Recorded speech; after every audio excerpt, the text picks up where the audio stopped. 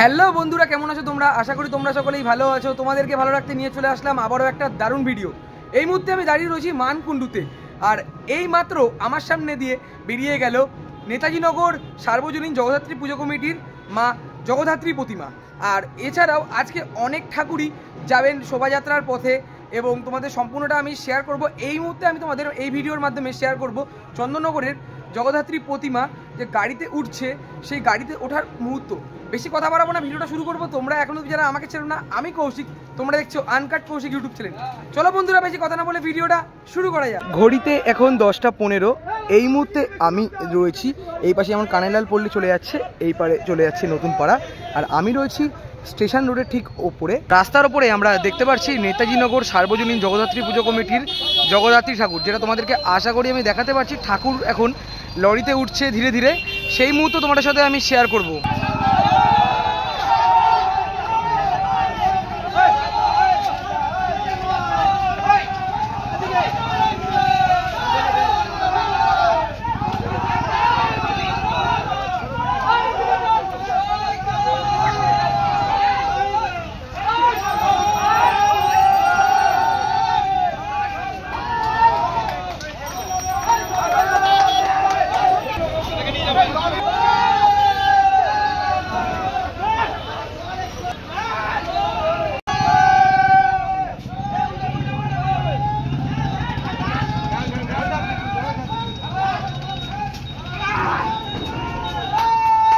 নেতাজিনগর সার্বজনীন জগদ্ধাত্রী পুজো সমিতির মা জগদ্ধাত্রী ঠাকুর লরিতে উঠে গেলেন, তোমাদেরকে যেটা আশা করি আমি দেখাতেই পারছি।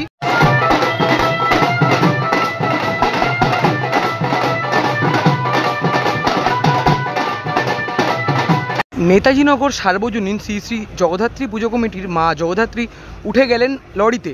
তারপরে আমি চলে আসলাম মহাডাঙ্গা মেন রোড বালক সংঘের যে লরি রয়েছে তার ঠিক সামনে। আর এই পাশটা যদি তোমাদেরকে দেখাই, দেখো মা জগদ্ধাত্রী মণ্ডপ থেকে বেরিয়ে গেছেন লরিতে ওঠার উদ্দেশ্যে।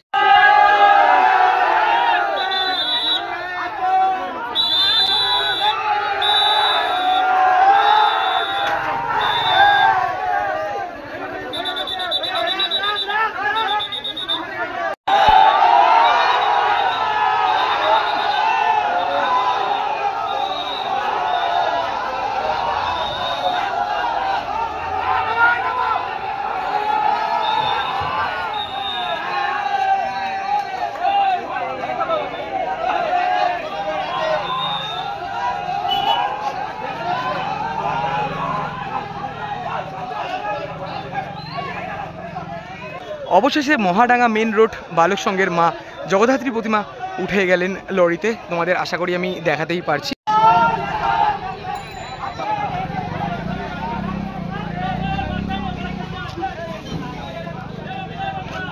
মহাডাঙ্গা বালক সংঘের মা হৈমন্তিকা গাড়িতে উঠে গেল। তারপর আমি চলে আসলাম তেমাথা রানীমার ঠিক সামনে। এই রয়েছে রানীমার মন্দির। আমার আসতে একটু দেরি হয়ে গেল, ঠাকুর আস্তে আস্তে করে বের করা হচ্ছে, মানে একদম পারফেক্ট সময় আমি এসছি, এবং তোমাদের সম্পূর্ণটা আমি শেয়ার করব কিভাবে ঠাকুর গাড়িতে উঠছে সবটা। চলে আসলাম তেমাথা রানীমার ঠিক সামনে, মা আস্তে আস্তে বেরোচ্ছেন, যেটা তোমাদেরকে আশা করি আমি দেখাতে পারছি।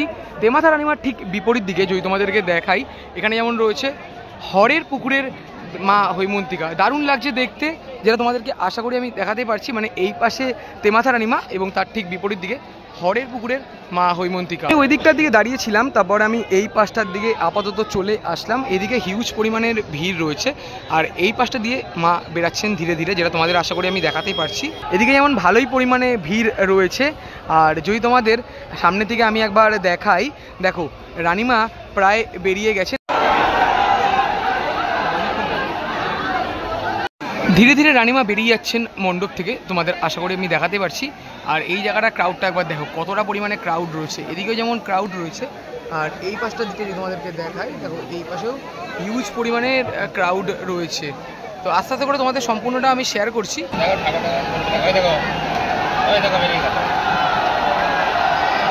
পুজো মণ্ডপ থেকে মা বেরিয়ে গেলেন, যেটা তোমাদেরকে আশা করি আমি দেখাতেই পারছি। সামনের দিকে ভালোই পরিমাণে ভিড় রয়েছে, আমি জাস্ট দূর থেকে তোমাদের জুম করে দেখাচ্ছি। দেখো বেশ দারুণ লাগছে। আর যদি তোমাদের সামনের দিকটা একবার আমি দেখাই, দেখো ভালোই পরিমাণে ভিড় রয়েছে।